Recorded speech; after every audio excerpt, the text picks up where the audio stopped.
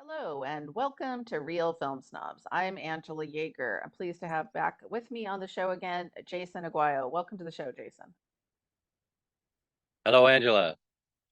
And Jason is here again for another popular episode. I'm going to just say it's popular, I don't know, of She Directs, a segment we did a few months ago with Ida Lupino, focused on female filmmakers. Our qualifications is they needed to make more than just a couple of great films.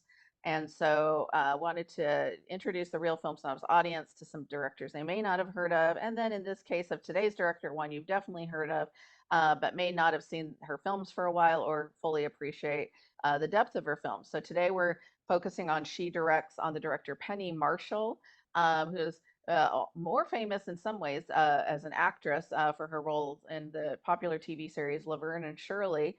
But in the late 80s, going into the 90s, really segued into becoming a pretty major director in Hollywood, and actually for the longest time held the crown of being one of the most successful, financially at least, successful female filmmakers of all time.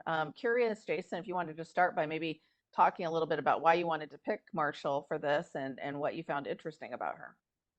Yeah, I think this is one I kind of fell into, revisiting a few old movies, and the first time through films, as a fan, mostly looking at individual films and actors maybe, but coming to appreciate directors, and so revisiting a few films, it was like I was surprised to see, oh, Penny Marshall directed this, so digging into that a little deeper, and as you said, obviously she was more famous probably as an actress in TV, but did get the opportunity to direct some TV before going to features. And yeah, I think I just liked the idea that she was a comedian and had all these friends who were comedians and people in the industry. And really, for not very long of a time there, between 88 and 2001, she directed 7 movies, some of which were pretty big.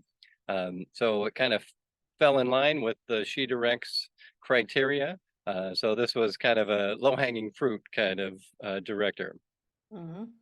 Yeah, and it will be interesting. I think once after we talk about um, Awakenings and League of Their Own, I'd like to kind of talk about what happened to her career and see if you have some context on that.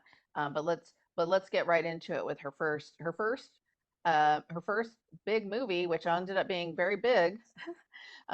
Is the movie Big from 1988, directed by Penny Marshall and stars Tom Hanks as Josh Baskin, a boy who wishes to be big and makes a wish at a carnival to a unplugged kind of I was going to say genie, but it's more of a like a wish granting genie type of thing in a box. Fortune And teller. then what was it?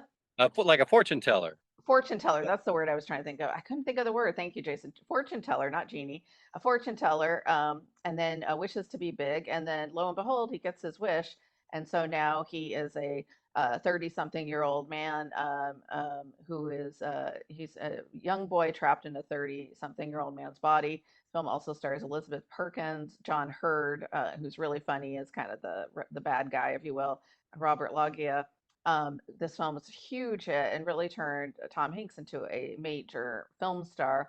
He had, up until that point, he had done some movies, but had been well best known at that point in time for his role in the TV show Booze and Buddies. So, like Penny Marshall, started in TV, and then this film really made him a movie star. Movie made $151 million worldwide, with a budget of only 18 million. So, and became the first film ever directed by a woman to gross over 100 million, which I thought was interesting to point out with all the kind of acclaim about Barbie going on right now with Greta Gerwig being the most financially successful film ever directed by a woman. Here was Penny Marshall doing something like that, breaking a record in 1988 with her first film, no less, which is kind of a way to really get out of the gate and make a name for yourself. Um, Gosh, when it came out, I watched this movie a lot when I was younger and hadn't probably revisited it in 20 plus years and still really enjoyed it. I think Tom Hanks, you can just see the charm that was there right from the very beginning. The Tom Hanks we all know and love today, really kind of America's good guy. You see here on full display. And I think all the cast seem to be just having a tremendous amount of fun. Of course, you have the famous keyboard sequence with Tom Hanks and Robert Loggia. Um, and then so many other scenes I had actually kind of forgotten about, though, including like the seedy motel that he ends up staying in when his mom basically freaks out. When he tries to go home, his mom's just like, "You're the strange man who's kidnapped my son." And a lot of the kind of like fun that they have with the fact that he gets this job at this toy company and starts to kind of basically take over the corporate world and get really immersed in it because he's so good at it. And that was very interesting to me as well. Curious to hear what you thought, Jason. Yes, again, I think this is a great, entertaining movie, and as you pointed out, made Tom Hanks a star. It's weird looking back now through, some of his dramatic roles and imagining just him as a comedian. But I think a huge piece of that is his ability to, in a, adult body, act as if he were a 12-year-old. Right. I think that was critical in that performance. And, there was kind of several body swapping movies around this time, but this definitely It was a was big trend probably, around here. yeah, There probably the was, best of them. and it actually inspired a bunch more in the 90s. I remember there was like 13 going on 30. I think that was much later, but there was a whole bunch of these. There was a Mhm. reboot of Parent Trap Right. with Lindsay Lohan, and oh gosh, there was a bunch of them. So Yeah. and I feel like this movie was definitely the best of it. It was not swapping as much, but it was swapping with himself, but not with Sure. another Yeah. person. There was a lot more where it was like two different opposite people swapping bodies. And Right, of and course, good also anyway. performances all around. Like you said, the supporting cast and even the kids put in pretty good performances. Like you said, a big financial success. Actually, she did do Jumping Jack Flash before this, but Oh, I forgot it wasn't her directorial debut. right. Jumpin' Jack Uh, Flash was. Good I point. think Sorry, that was a my moderate bad. success, besides being kind of a mess, but definitely hit it big with big. Right, that's true. Okay, so this is her second film, was a huge hit. So I should correct myself there. And I tried to forget Jumpin' Jack Flash, I think. Sure. And that actually was a moderate success, despite it not being a very good movie. But again, another one where she brought in Whoopi Goldberg, who was a stand-up comic, and made her into, a movie star of sorts. Not as big, of course, as Tom Hanks ended up becoming, but I think and we'll see this when we get to her next film, League of Their Own. But I think you see that she has this, because she also comes from a comic background, ability to see people who might not otherwise be cast in movies and put them in there. Yeah, big move So putting Whoopi in a lead role in a movie at that time. Sure. right, it was a big deal. So okay, great. Move on to our next one. So, yes, after Big, a couple of years, the next movie we have directed by Penny Marshall is Awakenings. And this was based on a novel by a real life doctor, I'm sorry, Oliver Sacks is the real life doctor. But Robin Williams plays Malcolm Sayer, who is a doctor working in a ward in a Bronx hospital. And he's working with a bunch of patients who were survivors of an encephalitis epidemic that had happened decades prior. And most of the patients have, for some years, in many cases decades, been basically catatonic, unable to move or interact with the world at all. And he kind of comes to discover that certain stimuli kind of bring the people momentarily out of their catatonic state. And eventually, this drug, L-Dopa, comes along and he starts using that on his patients, and they experience these awakenings where they suddenly are the person they used to be prior to being afflicted by this terrible disease. Um, so this is really talking about comedians into dramatic roles. This is Robin Williams. He went through kind of an era there of dramatic roles, but really effective. You really sympathize with this guy. He's super sensitive. He's wanting to do the best he can for his patients and struggling when the administration isn't necessarily on his side. Um, Also in this movie is Robert De Niro playing one of the patients, Leonard, who experiences one of the more dramatic awakenings, going from this catatonic state to, for a while at least, being a normal guy. So I think this is a real effective movie in terms of putting out this serious setting and really tugging at the heartstrings, but there's also some comedic elements, again based on a real life figure. It was interesting learning more about Oliver Sacks. He did a lot of writing as well as a lot of medicine, but this is certainly the most prominent of his works, in Awakenings in 1990, and it did go on to be nominated at least and win some awards. So it was well recognized. Not quite the financial success that Big was, but still a really solid, successful movie. Well, and for a drama, actually very successful.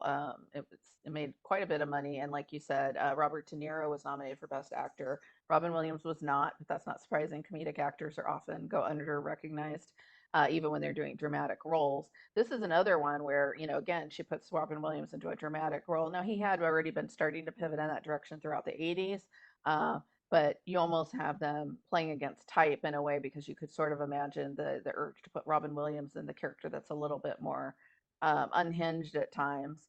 Robert De Niro instead plays that character of Leonard. The real story of this is actually really fascinating, and I heard the book is excellent. I've always wanted to read it. I just got it from Obviously, the library yesterday. oh, you did. You'll have to tell Uh, me how it is because I've heard the book is much better than the movie. Not surprisingly, the one thing about Penny Marshall that I will say, and I do like this movie, but the one thing, and I will get to this because I think this is one of the reasons you see her career start to wane as the '90s goes on, is she is a fairly upbeat, kind of a director who goes for a little bit more of that kind of classic Hollywood, wrap it up with a bow type endings. Not a cynical director, we should say. And the '90s, of course, by the mid '90s, you've got people coming in like the Coen brothers and the Tarantino, and that that kind of revolution of filmmaking that really took over. And the types of movies Penny Marshall made became old fashioned, out of sync with popular culture. And I really kind of wondered if that's what happened to her because I'm not exactly sure why there's that huge gap from like 1996 to the 2000s where she did nothing. Um, but but yeah, here again, you see her directing some great performances. I think this is a happens a lot with actors who become directors, and they're able to get very good performances out of actors because they understand the acting process. Because that's one thing you see in all of her movies that she's able to elicit very fine performances. Robert De Niro, in particular, I think is very effective here, as is Robin Williams. The movie is more saccharine and I think a little bit more upbeat than the book from what I've read. I haven't read the book, but the part about it that really is tragic, of course, is that they have this miracle. It's sort of like there's this miracle drug, right, that awakens these people after they've been in this catatonic state. And the real life thing happened. So the epidemic happened during the 1918 flu that went until 1920, and it coincided this emphasis this specific disease coincided with that. They think to this day they still don't know what caused all these people to be put worldwide in these catatonic states. But he was doing this research, I think, wasn't it 60s or 70s? It yeah, said the movie so. is set in '69, so he was 60, yeah, so an late acting 60s. doctor So in the 60s. De Niro's character probably been basically asleep his entire For most of his 40 he years. probably got Yeah, it as a and child got it. for 40 years, and he's characters in his 40s, so he got it as a child. So he has probably not very many memories of being alive or awake. So it's an amazing thing. And of course the message, of course, is to, appreciate life. The doctor is an introverted, quiet person who starts to come out of his shell and realize that he needs to appreciate life more, or really go for the gusto more because he sees what has happened and how precious, how they, when they awaken, they start to like, oh, we got to go out and experience life, for the first time. So it has that kind of heartwarming aspect that all of her films have, and that is definitely something that isn't always been in fashion during different periods in Hollywood. So I always suspected maybe that's what happened. I don't actually know why she stopped making movies for quite a few years, but um, I suspected maybe that was one of the reasons because she didn't actually have any bombs until much later. So this was another one that was a huge hit for her. So, Yeah, definitely. I would recommend it. I enjoyed it throughout. Lots of other supporting characters. Julie Kavner plays the nurse who eventually goes out to coffee with. Um, but oh great, yeah, I great. forgot. Julie Kavner's great too. Yeah, a lot of great actor and Ruth Nelson. So some great performances in this movie. So, yes. Okay. Let's see. Oh, I think you're next. Am I next? I'm Yes, League of sorry. Their Own. Oh, Yes. next, after Awakenings, 1992 is A League of Their Own. And most people are familiar with this. This is World War II era. Many of um, America's young men are off fighting in World War II, and to keep spirits and hopefully keep some fans coming to games, the American baseball owners got together and started a women's league, an all-American girls baseball league. So this is a story. It's fictional, but has a few players that are based on real people. Uh, Dottie Hinson is and her kid sister Kit are working in a dairy in Oregon, of all places, when they are Oh, discovered by a scout played by John Lovitz in a pretty small but funny role. And they're basically recruited for this all-American girls baseball league. They go to a central location where they try out with a bunch of other girls and eventually are selected to a team, the Peaches. There are four teams in this league, and they go on to play baseball. And at first, it's a fairly modest sort of attendance. People aren't super excited about this league.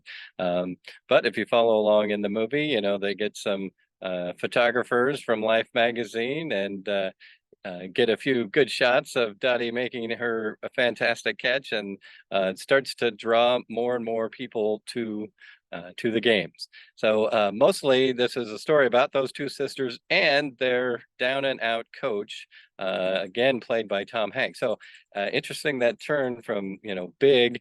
He does this in '92, and then I believe '93 and '4 are Philadelphia and Forrest Gump. So he's really turning it on, and you can see Tom Hanks having a lot of fun in this movie. He's this crotchety ex-ball player, drunkard who is ashamed to be in the position of coaching this girls' team at first.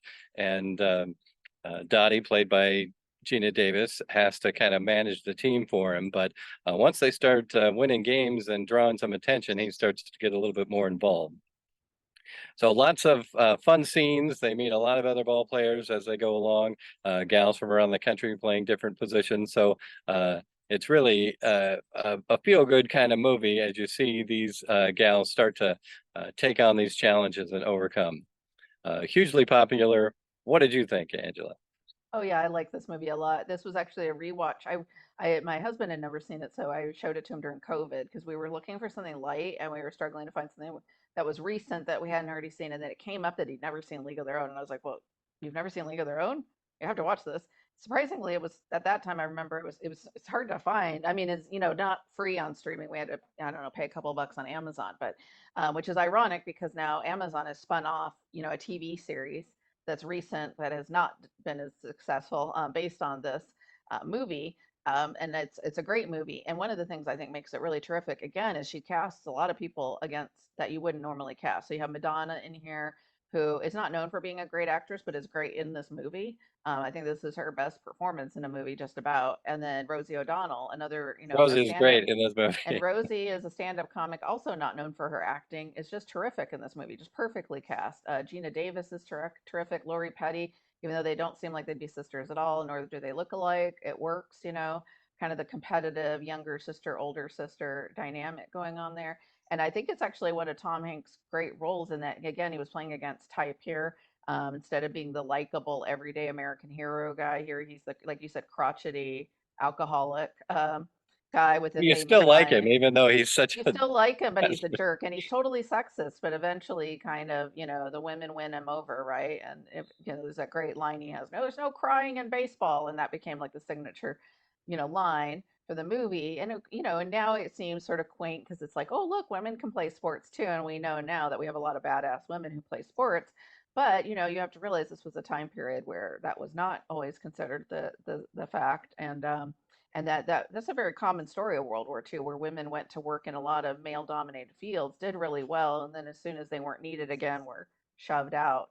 And so, kind of a sad part of history. But and it's also interesting because Penny Marshall, as a female director, is not actually someone up until this point. She's not like she'd made like overtly feministic films, right? Because Big, the ones we just reviewed, Big and Awakenings, are actually very focused on the male characters. So this was the first film she made that was really focused on a female cast, and I think does a really great job with it. It made over 132 million worldwide, huge hit, and it's actually just it has not aged poorly. And when we rewatched it, we were laughing a lot. It's still very funny. I still have the same issue I had with it when I probably saw it in 1992. I don't love the ending. I think it's the only weak link in the movie is Yeah, when the you get wrap around with the contemporary Hall of Fame, that is a yeah, weird that thing. part I was like, oh, I think they could have cut that. I wish if you could go back and re-edit your film, which you probably shouldn't do, but I just like the ending is not a great ending. But other than that, I think it's a great movie. Yeah, and I'd be remiss if I didn't mention this. I love the movie. It's great. Throughout, a little bit sappy with the Hall of Fame thing, but from a sports perspective, the main player is Dottie Henson, and she goes home when they enter the World Series and misses the first six games. That's the first terrible thing. And then I hope this isn't giving it away, but the final play when she has the collision with her sister, I don't know. From a sports perspective, I wasn't rooting for Dottie in that moment, Interesting. but it's a great film. Well, and that's also the parts that makes it great, though, right? Like it's a star player is not does not play a lot of the games, and so it's unexpected. I like Right, that. but like, why would she get to play in Game 7 if she had bailed? And did she really drop that ball just so her little sister wouldn't be upset? I mean, both of those things would be terrible from a team sports perspective. Exactly. Yeah. Well, and that's a Penny Marshall thing, I think, too. Again, when I talked about her tendency to go more on the saccharine, Yeah, I feel like it would have been an edgier, better movie if the sister had just been like, screw it, I just want to win, right, because she's. right. uh, So, okay, we're going to move on to this is actually the last feature film Penny Marshall directed. She took a gap there from 1996, which she made Preacher's Wife, I think was one of her last films that she did that was a hit. Then there was this big gap in her career, and then she did Writing in Cars with Boys from 2001. It's based on the autobiography of the same name by Beverly D'Onofrio, a woman who just kind of wrote about her difficulties being a teen mother in the 60s, going through some issues like an alcoholic husband, played by Steve Zahn, who actually steals the movie. And that's kind of universally agreed upon that he steals the movie. And then she goes on to like earn a master's degree and kind of pull herself up by her bootstraps and become a success, but has kind of a tension filled relationship with her son. The movie spans the years 1961 to 1986. Stars Drew Barrymore in the title role, who at the time, 2001, is at a really big career high, and is maybe a little miscast here for the gravitas of the role. I don't think that Drew Barrymore is entirely successful in the lead role. It's I'm not sure what drew Marshall to this material other than it was about this working mom who'd overcome these difficulties. Maybe she connected with that in some way, but she certainly here does not. It's not a great way to end your career. I guess I could say that I didn't love this movie. I do think Steve Zahn is great. I like him as an actor just in general anyway. But he's great in this movie. He managed to take a character who should be really unsympathetic, right? Kind of the alcoholic father slash husband, and give him a lot of layers that I'm not sure were there with any of the other characters. And so he's really the best thing in the movie. This is now the second time I see this movie. I saw it when it came out, didn't love it then, rewatched it for this, still don't love it, but um, and yeah, and I think by this time it felt like Marshall's kind of touch had maybe worn off a little bit. But I'm curious what you thought of this one. Yeah, so first of all, I hadn't seen this until recently, and to be honest, I had it confused with a different movie with Drew Barrymore and Boys in the title, Boys on the Side. So I kept expecting to see Whoopi Goldberg in this movie, but Oh, didn't that's happen. funny. But in terms of the material, I think it did seem to have some similarities to Penny Marshall herself. You know, they grew up in New York. She went away to college in New Mexico, of all places, but then dropped out after getting pregnant. She then managed to get over to Hollywood and marry Rob Reiner and, do this career. But I think, at least from where she came from, it was similar to um, in the movie. And you're right, Steve Zahn is probably the most um, complex character, and you do like him despite the fact that he does these terrible things. Yeah, I think some of the character, as well as maybe Barrymore's portrayal, is sort of one note. She's just, I got to do this. I didn't do this. I'm depressed because I didn't, succeed Yeah, like I it's a was very supposed one to. note. It's like she Yeah, couldn't really, I don't know if she couldn't relate with the character or what was going on there that she couldn't dig in to find. I just felt like the character should have been a lot more interesting. And yeah, instead she comes off a little bit like whiny and unlikable some of the movie, which is interesting. Then you find yourself finding the alcoholic husband more right. Yeah, you interesting. weren't rooting for her. Right, which is sort of the problem with the movie, right? Because she's the central character and you're supposed to root for her Yeah. or at least find her interesting. I Yeah. also didn't find her very interesting. And so, yeah. I will add, James Wood plays her father, and he is a police officer in this small town, and so that adds to their relationship, and he continues to be a place of support, and I think even the son ends up being more likable maybe than the main character. Um, I guess I'm going to counter a little bit the idea that there was a big gap. You said 96 to 2001, maybe a little bit of a gap. But after Well, those 5 years. big movies of big awakenings and League of Their Own, yeah, kind of fell back a little bit with Renaissance Man and then The Preacher's Wife, which kind of Which I spun think out did of pretty well control. though, didn't it? I Preacher's think Wife. it was well received, but difficult production. They had weather problems and lots of star power and salary. It'd be interesting. I don't know what the box office was, but not nearly the success of those earlier films. Um, but in that 13-year span, 7 films, that's pretty good. Most prolific directors, if they can get one every other year or something, that's pretty good. But yeah, as far as what happened then, Penny Marshall died in 2015, I believe. So I'm not familiar with what projects might have come about.